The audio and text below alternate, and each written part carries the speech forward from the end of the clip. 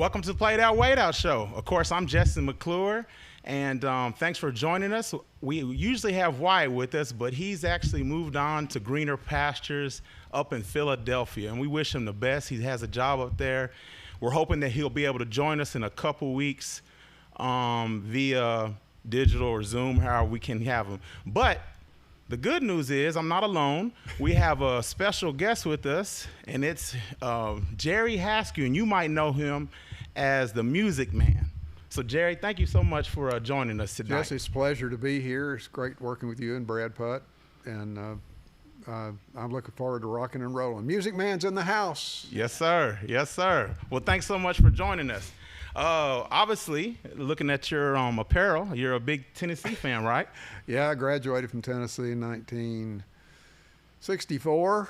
Should have graduated in 62. Took me a little while longer.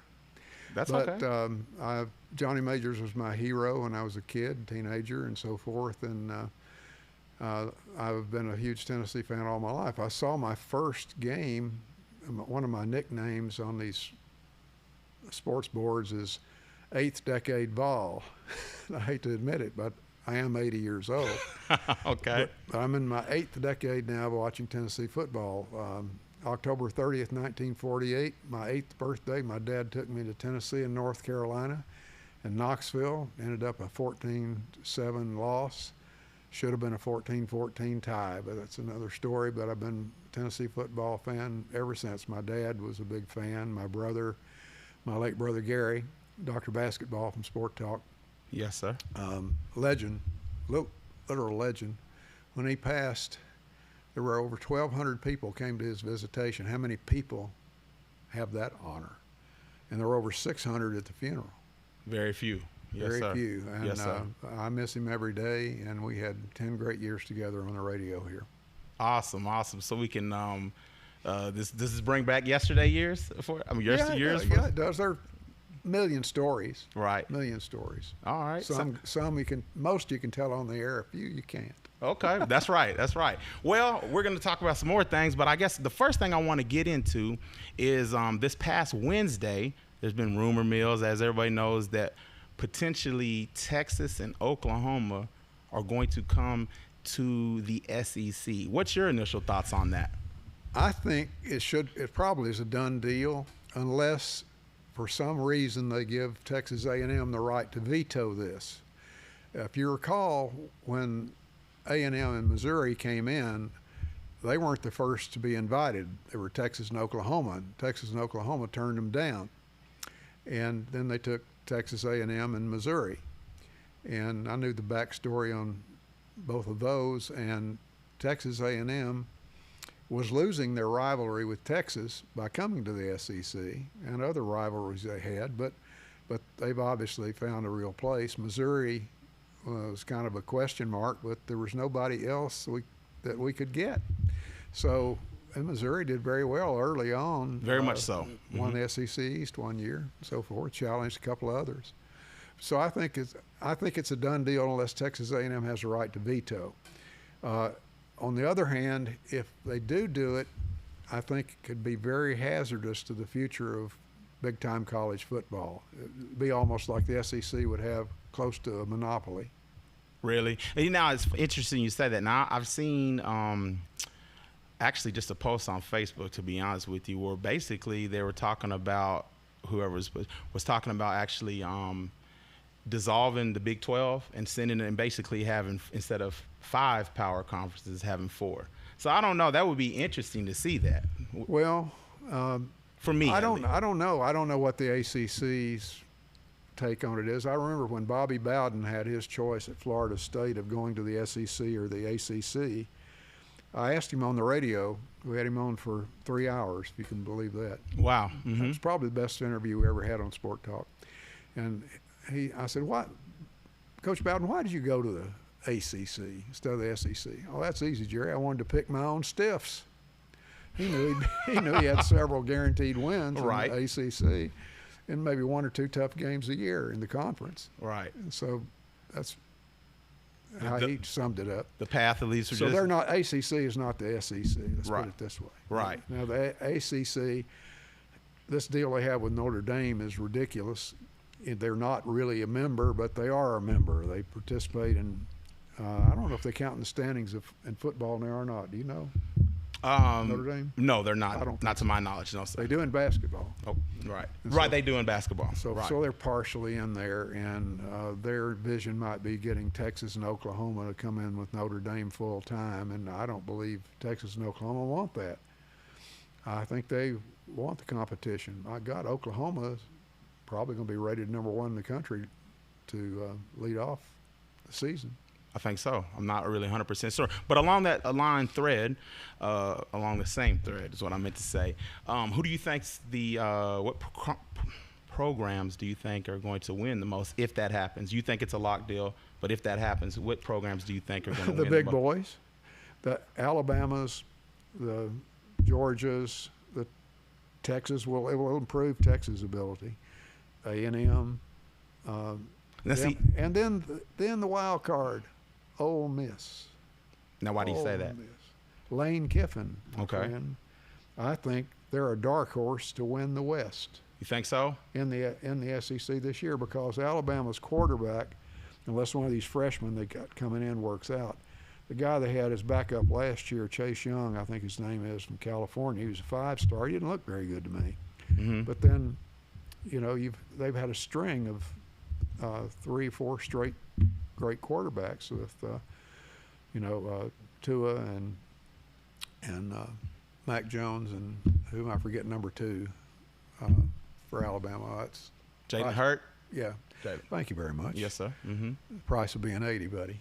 Right, well, I'll tell you, I'm bad with names, so I have an 80-year-old brain when it comes to names. I'm terrible with names. But that being said, I feel like I'm so excited. If you've watched a lot of the show, everybody knows that I did. cannot stand Jimbo Fisher. So I am stoked Nobody that can. Texas is going to come to the SEC potentially, and because at that point, see, I heard that whatever year it was that A&M went to the SEC, they became the school in Texas to go to because overnight Yeah. the recruiting because everybody wanted to play in the SEC. Well, now if Texas comes, I think that pendulum is going to swing right back to Texas, and so I'm just excited about that. I think A&M is so strong now. I don't believe it will. I believe they'll be even.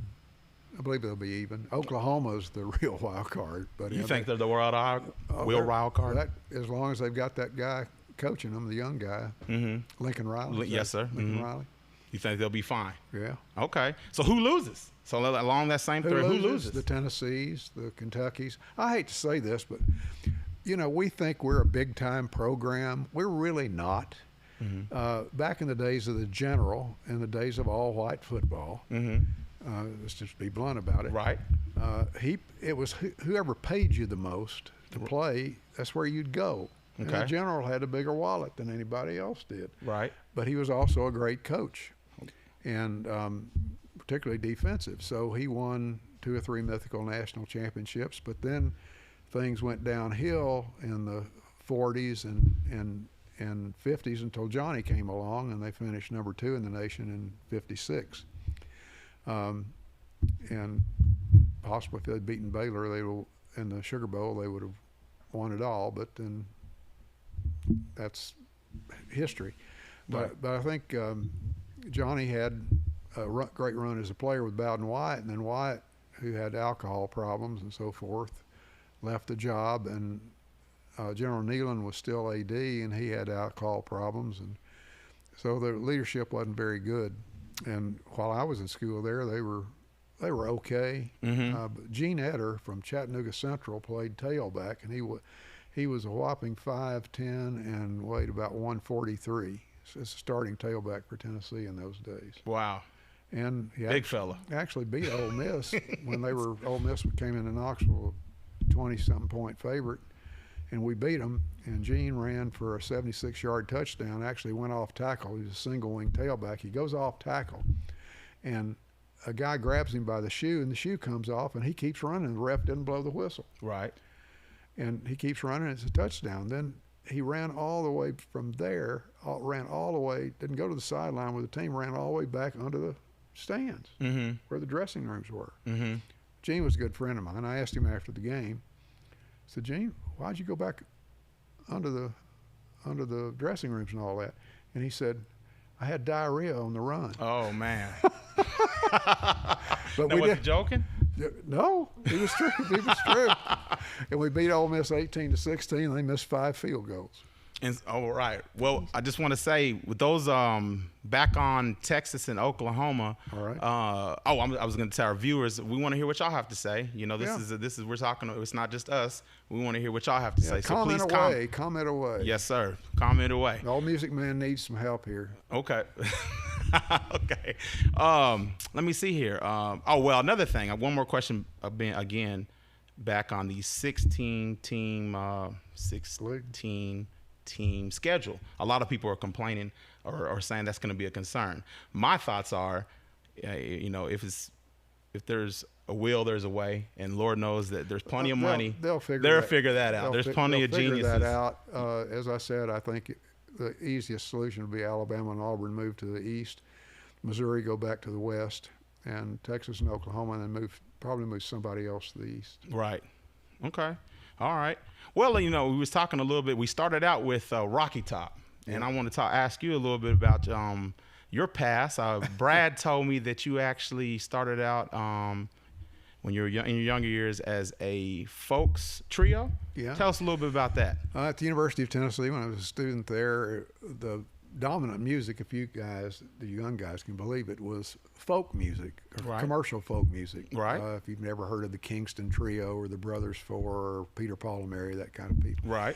And so we formed a group with myself and 2 other fraternity brothers, Andy Garbrick on banjo and baritone, lead guitar and baritone vocals, and Jim Shoptrine on bass, and myself, and then an SAE. We were Tall Deltas, and SAE named Tom Kilpatrick. And we became very good very quickly because Andy was such a phenomenal banjo player, and we had a performance at a stunt night at UT called Carnicus, and we won small group competition. Got a standing ovation from 3,000 people saying, "Whoa, what is this?" Right. And then that December, that was in May, in that December we went down to Jacksonville, Florida and won the National Collegiate Folk Festival against 15 pretty other formidable folk groups. Mm-hmm. And one of which was a group called the Hillmen out of California, which consisted of Chris Hillman. Is that name familiar? It is to Brad. Okay, about to say, Okay. not for me. I apologize. Okay, that's all right. Chris Hillman, Vern Gosden, who later became a great. Chris Hillman was the Byrds, Flying Burrito Brothers, Desert Rose Band. Okay. Still out there. And Vern Gosden, who became a country ballad singer of note, and his brother Rex. Well, they finished 5th, and we won it. And then we got back to Knoxville in late December, and in early January, ABC Television and UT announced that their Saturday night primetime show, Hootenanny, would be coming to film 2 shows at the University of Tennessee. And our then executive vice president, later president, Dr. Ed Bowling, negotiated with them to get us an audition. And so we auditioned on a Sunday with Fred Weintraub, who's the talent director, who was also on the biggest folk club in the business in Bitter End in New York City. And he put us on the show. And we bumped an act, they bumped an act named Tom and Jerry, later to be known as Simon and Garfunkel. Oh, okay. True See, I was story. thinking of the cartoon. Tom and Jerry. I'm just joking. That was their original name, Tom and Okay, Jerry. all Tom right. and Jerry. And so we got on there and we did a great job. And Jethro Burns, who was part of a comedy duo named Homer and Jethro, kind of mentored us.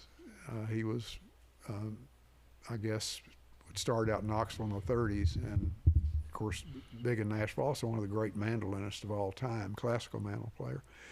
And Jethro liked us, and he told Chet Atkins about us in Nashville. So in April, we go over to record with Chet Atkins at RCA Studio B. Mm-hmm. Now think about this. I'm 21.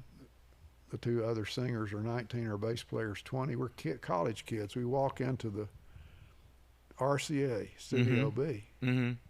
Are we really supposed to be here? But we had a great session with him. Jethro was there along with Archie Campbell, who was famous for Hee Haw. And they were good friends of Chet. And then Chet met with us the next day and said, I'm sending you to New York, but I want you to do this, this, this, this, this, and this on all these songs.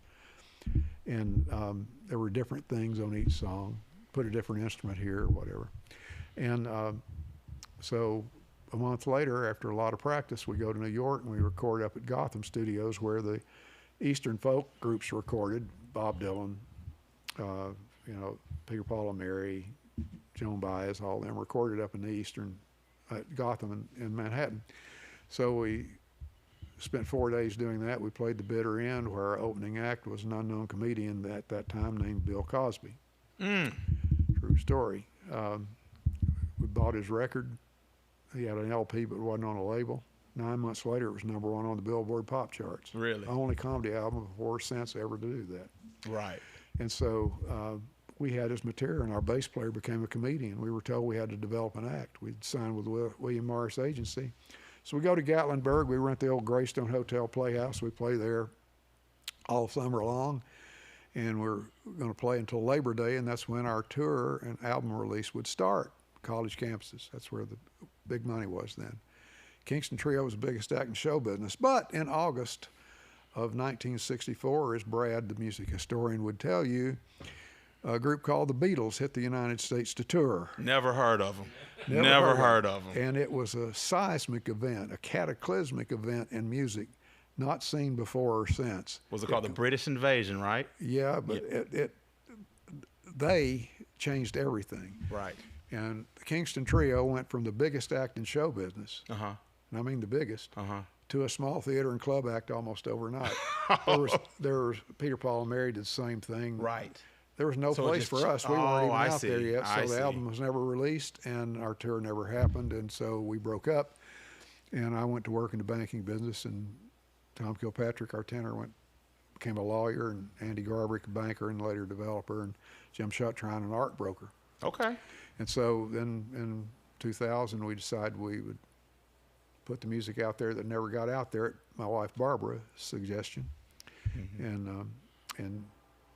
And we did that. We did 2 reunion concerts at UT, sponsored by the university at Homecoming, 2001, 2004, and packed the Bijou, and we recorded them all. Well, is there a train going? You have to excuse the lane train. That's what we it's call it. It's a lane train. I like it. He's coming and leaving. It's gone. Yeah. I'm on the lane train. Yes, sir.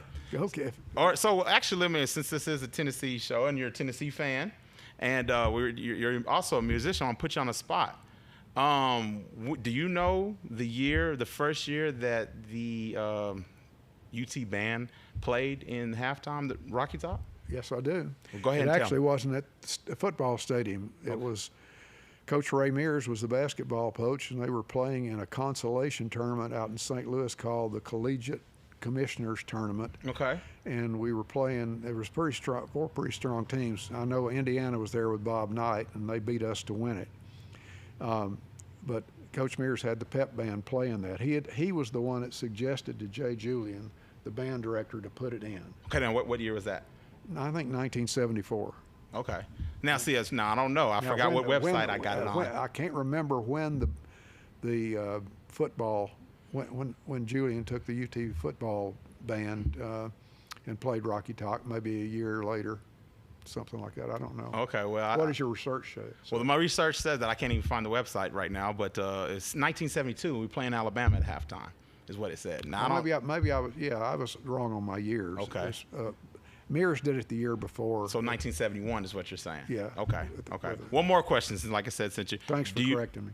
No, sir. Like I said, I can't even tell you my Please don't my call source. me sir. I'm not that old. Oh, okay. All right. One more question about Rocky Top. All right. What year did that become a state song? I got 2 more questions, actually. Do you know what year that was? Oh, I would guess sometime in the 80s. Yes, sir. February 1982. Okay. And do you know the other state song right off top? Like I said, I'm putting you on the spot there. I apologize. But you're a musician and a Tennessee fan, so you ought to know these things, right? Hell, I don't know. Okay. Tennessee Waltz. Brad, did you know that? Duh. Oh, did you? Tennessee Waltz. You didn't. The first million-selling album. Mm-hmm. was Tennessee Waltz.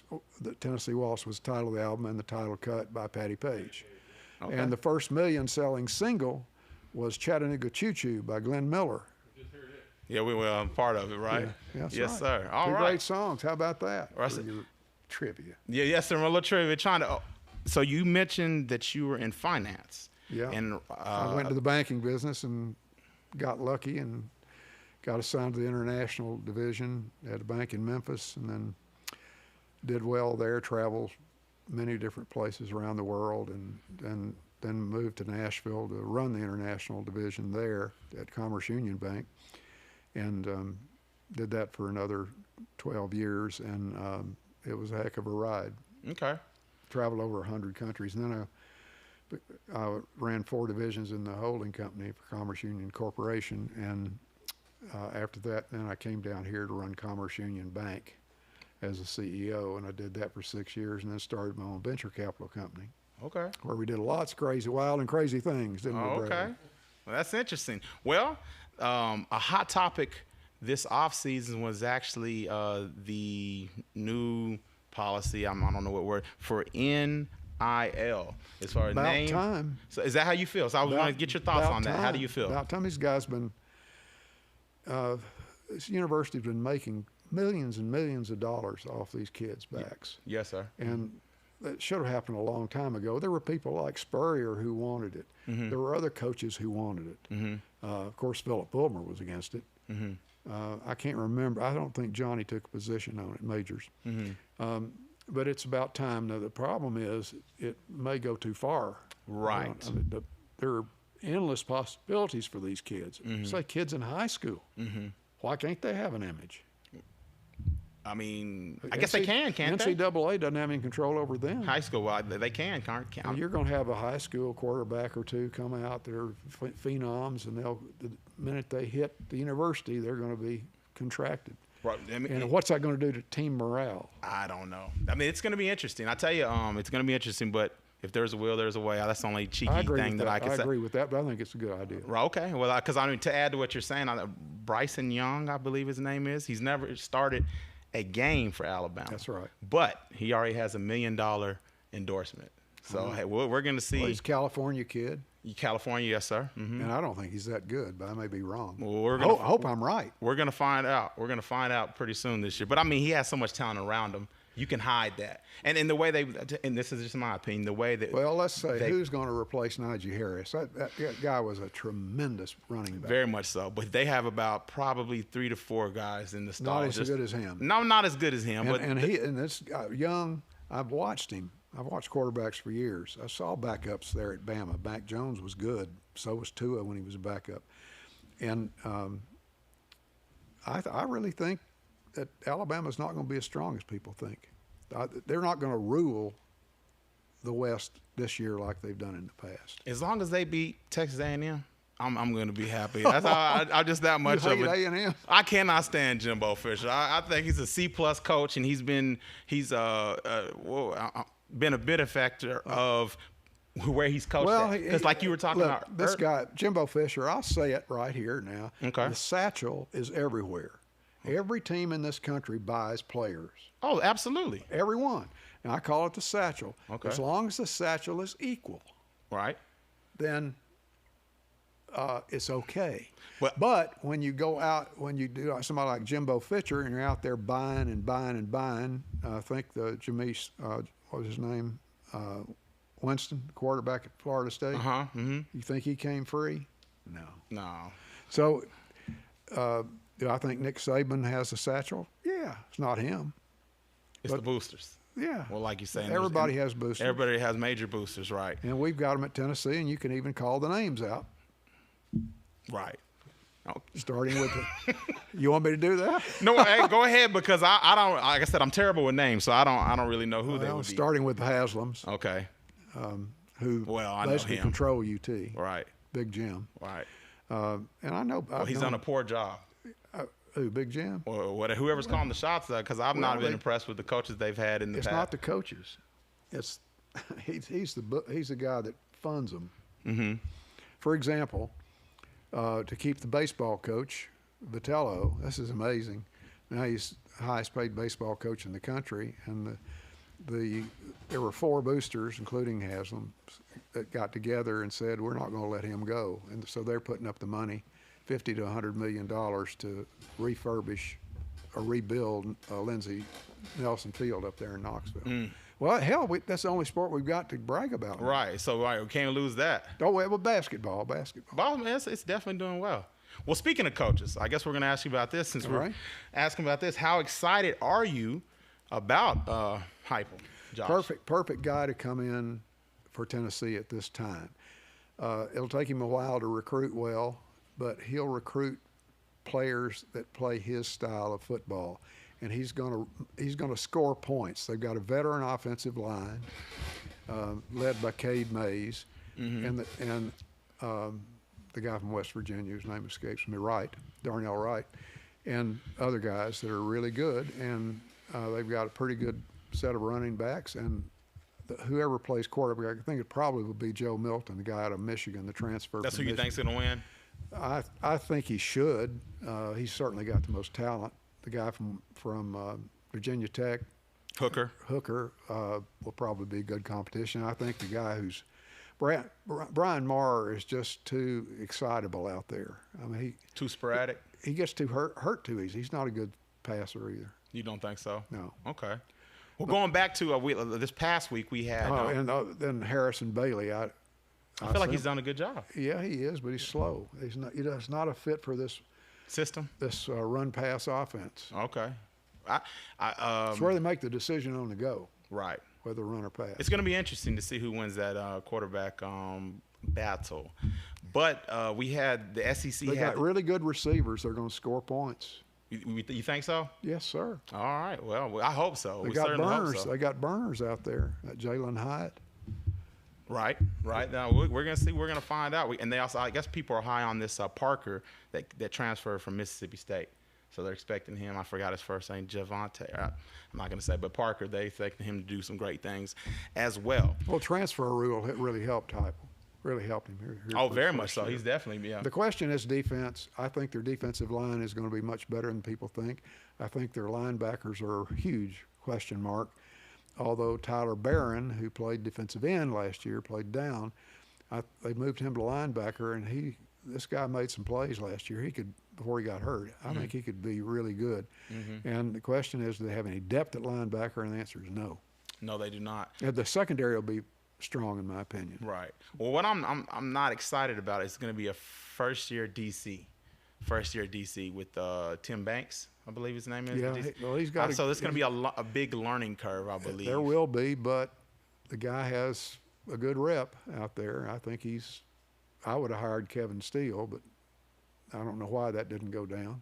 Well, I don't feel sorry for Kevin Steele. Didn't he walk away with $800,000? $900. Oh, okay. For being there 2 months. Yeah, you put me in there for. How stupid are these people to give these buyouts to these people?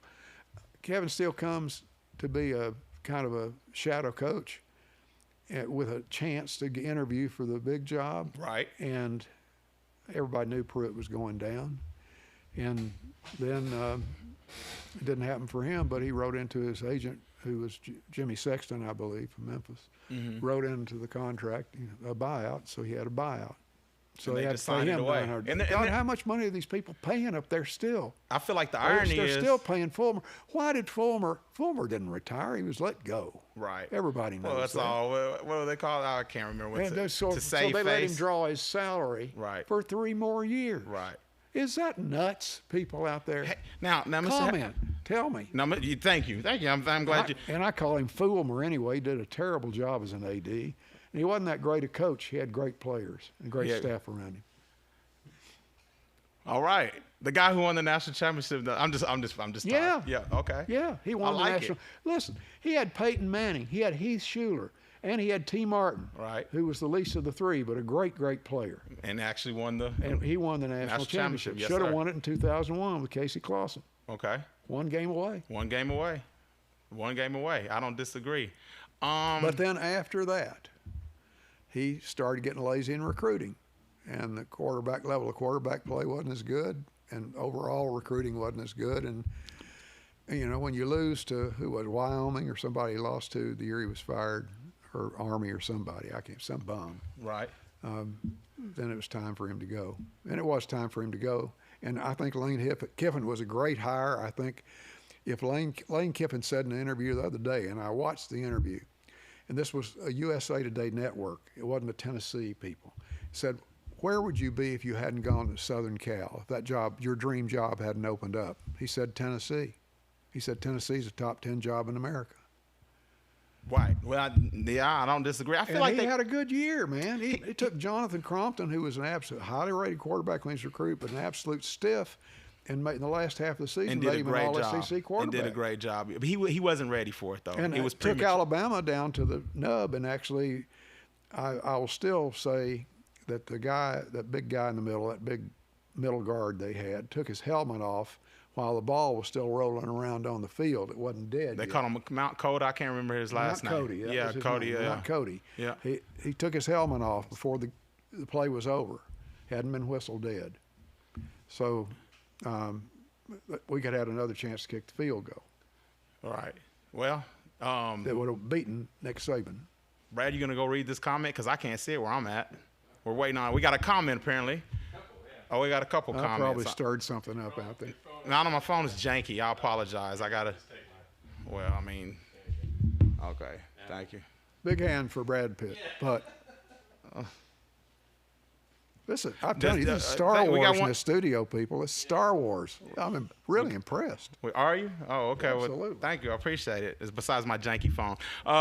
Actually, got a comment from Joe Vandergrift. Does Tennessee put in a good effort recruiting? Yes, they do. Because everybody has to recruit well. I mean, so appreciate that comment, I mean, Joe. you're up against the 8 ball. Now, so far, he's gotten, I think, 2 4-stars, and the rest of them are 3 stars. Sometimes coaches are good at selecting people. The Milton kid that he had at Central Florida was not a 4-star. He was a 3-star. Right. And he led the nation in passing last year.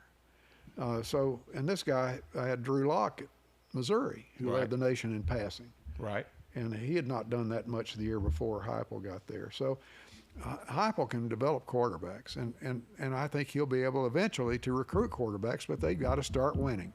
Well, they got to start winning in a hurry. In a hurry. We got another lane train coming through here.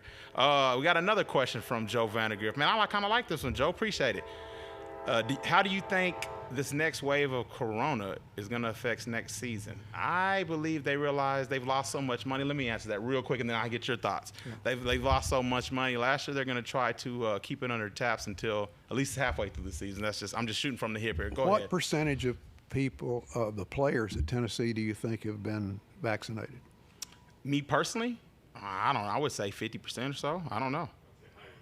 I'm just Should be 100, but it's about 67%. Oh, okay, 33% of their players are not vaccinated. Is that stupid? Do they not require these players up there to be vaccinated? I guess they can't under HIPAA or whatever the law is out there. But it's a damn shame that everybody in this country is not vaccinated. And I'll make that as a statement, not as a political statement, but as common sense. And that next wave is coming, believe me. Right. We got another comment. Derek Bowers, thank you so much for joining us. He says, what's the topic? I don't know. We're all over the place right now. But we were talking about what you were asking. It says, anyone else excited about Oklahoma and Tennessee or Texas are joining? Let's see. Tennessee will never be back is what he thinks because of this. Well, I think Tennessee has never been a real national power in modern times. Okay. Since Doug Dickey recruited the first black athlete to play in the Southeastern Conference in football. His name was Lester McLean. He was a great wide receiver. Then and also after Dickey left, and Dickey left the stable full for Johnny Majors, and Johnny recruited very well, high school All-Americans here and there. I don't know what the problem was. It took him a long time to get them back, but he got them back, but not to the real top. Tennessee has really never been, except for a couple of years. They won the national championship, and you know what had to happen? What had to happen? To get us to that national championship game? I can't remember. So Kansas. That's right. Had to lose. Right. And, Kansas State. Kansas State had to lose, and 2 other teams had to lose. I forgot, and I remember for us to get to the game. I feel like Texas A&M. Because Florida State, even though they had a loss, was rated ahead of us. in the BCS ratings, whatever it's called. Right. Well, I don't know though. I mean, I feel like We were very good. right. We had some really good players in 1998. We have some great players throughout Peyton's year. I think it's Peyton never beat Florida. You know, I love Peyton Manning. He was everybody's hero. T. Martin's my hero. People, he won the national championship. That's right. Thank you. It's funny. I had a Tennessee fan tell me that. I'm telling you, that's the worst TV show I've ever seen. This College Bowl thing he's doing with his stupid brother Cooper. Oh, who? His brother Cooper Manning. They got a primetime television show now on ABC or something. Do they really? See, that tells you how out of the loop I am. I have no idea. Don't watch TV. I don't know. I don't really watch a lot of TV. I don't think it'll last very long. You don't think so? Well, no, their last name's Manning, so it's gonna last a lot longer than. Yeah. And So. David Cutcliffe was responsible for Peyton Manning being at Tennessee. Was he? The great offensive coordinator, yeah. Right. Well, that's something. Well, thank you so much. I guess we don't have anything else you want to talk about? We still got a couple more minutes. You talking about me? Yes, sir. Oh, why am I wearing this jersey? Thank you. Why are you wearing this jersey? This Jerre? is actually a Tennessee. What number's on this jersey? 16. 16. Whose number was that? The man we were just talking about, the Mannings. Peyton Manning. Right. Okay. Jack Tucker, a local businessman back in my business days, Jack Tucker was head of Pro Golf here, which made Arnold Palmer line of golf clubs for years and years until they sold off to a bigger conglomerate. And then he took the job as head of Starter, which was a big competitor of the Nikes and the Adidases and all that kind of stuff. At the time, I remember that. And so he wanted me, he knew I knew Fulmer, he wanted me to get a jersey to Fulmer, and so he made up this black jerseys.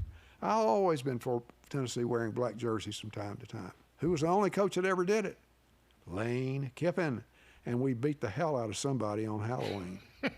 We had black jerseys like this and orange pants. They looked wonderful. Nobody's done it since. Okay. They like the smoky gray. You don't like that color? No. I like it. I like black too. Everybody has it. Okay. Everybody has gray in uniforms, you know. Alabama don't. Well, that's true. You know, They're traditional. Well, Ole Miss does. Okay. Who else does it? I don't believe. Does Florida have them? I don't know. I can't. Georgia have them? I don't think Georgia has them. I don't think so. Anyways, go ahead. I'm just saying. So I took this jersey to Fulmer, and he said, "Doesn't look very good to me." And I said, "Well, I'll take it if you don't want it."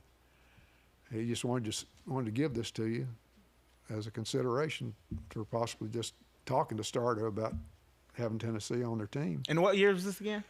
Oh, I don't know. It was in the 2000s. Oh, it was in the 2000s. Okay. Yeah, for early 2000s. Okay. But anyway, Fulmer didn't want to do it, but Kiffin did it. Kiffin did it. I'm a Lane trained man unless he's playing Tennessee, and he's going to beat the hell out of us in Knoxville this year, probably. Unless he's playing Tennessee, I'm You're all for Ole Miss, huh? You're Ole Miss rebel. I kind of like Ole Miss. I'm a Lane Kiffin fan, man. You're a Lane Kiffin fan. My brother was too. My late brother Gary would be sitting here right with me, agreeing with me on that. You know, I'm gonna tell you why I wasn't initially. He's gained my respect a little bit, but you know what he reminded me of? Who? He reminded me of a spoiled, rotten, privileged little brat. He was, and this guy got I forgot what was he 26 and became the head coach of the Oakland Raiders. He was not that young, but 20. He was 34 when he became coach of Tennessee. So he was 29ish. He was a prodigy. He was Monty Kiffin's boy. You're right. And then let me tell you, that coaching staff that he brought with him to Tennessee, Coach O, Ed Orgeron, coached the defensive line. Monty Kiffin, his dad, coached the defense. You had, help me, Brad. Who else was on that? I can't remember. But I want to go back to O. I was unimpressed, though. I don't really think O is a recruiter. And that's about it. I mean, I'm just. Guy won the national championship, man. But I'm just saying he's just a recruiter. He's not just a recruiter. He's just a recruiter. We're gonna see. Here's what he won fairly big at Southern Cal. Now, didn't you just say? I'm trying to be I'm going to be a contrarian here. Now you just said that's okay. But Philip Fulmer was an okay coach, right? He won the national championship too. Yeah. But here's what we're going to find out. You know, the one thing I do appreciate about Nick Saban is, you know, once, you know, look at me. I can get hot in the hog too, and I'll start picking my teeth and just kicking up like a lot of people do. No, I'm just. Oh, thank you. But see, Saban, he don't do that. He's so hungry. It's all about winning for him. You know, he says, you know, I've never even heard him. One thing I can't stand in college coaching, I don't know, life, they always talk about first God and then family and then football. Now that's a you crock want to know of something lie. about Nick Saban that nobody He else? probably's never said that. Let me just say that. Well, he probably says football. Do you first. know? You want to know something about Nick Saban not many people know? Please, please. His favorite hobby is to go out on the lake on his boat and play his air guitar to Eagles music. Is it? You heard it here first, folks. Oh, okay. Well, It's I know he true. likes to. I know he likes You to know go who out on told his me boat. that? You know who told me that? The great Bama announcer Eli Gold, who I think is the best in the business. Is he? Okay. Yep. Well, that's awesome. Well, anything else you want to talk? I think. Well, I got anything else? Well, I guess not. I'm just saying. I think we ran out of comments. We're at 41 minutes, so I think. Have you had a good time? Yeah. We want to thank you so much. Bring me back. Oh, when the season starts, which game you want to come back on? Not Bowling Green. Why not? Oh, but let me say one more other thing. I'm going to go through the schedule. Go ahead. I think. That's right. Thank you. And Go ahead. you may have to help me with the name. Go ahead. Keep going. Mhm. All right. Here are the definite wins for Tennessee. Bowling Green, last place in the MAC last year. They're terrible. Tennessee Tech, they'll roll over Tennessee Tech, who's a 1AA team or FCS, whatever they call it now. And then South Alabama, who was last in their league last year, whatever league that was, down in Right. the league. And then also Pitt, who was also ran in the ACC. They should win So those Pitt's four the second games game. easily. We got Tech, like you said, we got Texas Tech, and then we Should got be Florida. should be 3-0 heading into Florida. That's what you're thinking. Yeah. Okay. Right. Right. Okay. I mean, I don't think that's unrealistic. I don't think I'm it's going going to to list happen. Florida as a probable loss, not a definite loss. Okay. Because it's at Florida. Then we're at Missouri. Next game at Missouri is a possible win. Okay. Well, they're all possible wins, No, Jerry. wait a minute. I'm saying realistically. Okay. Realistic. Next one. We got Probably a toss-up game. South Carolina comes, so we're winning that one. I would South say. Carolina is going to be awful. Frank Beamer's never been a head coach. Okay, awful. Okay. Now then Ole Miss comes to town. Ole Miss will beat the hell out of us. That's a definite loss. A definite loss? Yes, man. Okay, all right. I mean, good luck. At Alabama, we're winning that one. That is a definite loss. We're winning that bad boy. I'm just Definite joking. Okay, then we're going at Kentucky. At Kentucky, probable loss. Georgia comes. Definite loss. Definite? Oh, yeah. I got J.T. Daniels at quarterback, plus a stable of running backs, great defense. But I think they had 17 Okay, starters then we got back. they have what now? 17 starters back. Okay. Man, forget the Georgia Bulldogs. I cannot stand them either. I Anyways, don't like them either. Okay, and then we have South Alabama coming. Well, that's a walkover. And Definitely. then we're playing Vanderbilt. Candy, we will beat the Candy Commodes. We will beat them. So what are you saying? We're going to go 6-6? Let me add up. You said one. That's 1, 2, 3. Did we beat Kentucky? I said it's probable loss. Okay, so yeah. Well, okay, so then we beat South Carolina. You said Missouri's a toss-up. I see us going 7-5. We're going to beat somebody we're not supposed to beat, but Okay. it won't be Alabama or Georgia. Won't be. I think it's going. to Might be Florida. Florida's quarterback, that Emory Jones guy, not that good. I mean, you keep He him hasn't in played much though. keep him in the pot. Yeah, I've seen him play. He played a lot. You've seen him play enough. He's played a lot. He Okay. started a couple of games That's when true. the other guy That's was true. out. That's true. But hey, that guy For him Mullins, to get, he's a he had to quarterback get- whisperer He had though. to get hurt for Kyle Trask to get started. Okay. Get starting job. All right. So you say 7-5. I'm thinking I that think 6-6 realistically. 7-5. Okay, so we're on the same boat here. Yeah. We're on the same boat. Well, Mr. Haskew, we want to thank you so much again for taking out the time this Saturday to join us. And we, like you said, we're more than happy to have you back when the season starts. Hopefully, we're hoping to have call-ins. When the seasons come back, so we can have actual fans come and they can ask you more questions. That'd be great. I'd yes, love sir. to do that. Thank you so much, Brad. Go ahead and cue that music. You know the drill. Adios. Adios.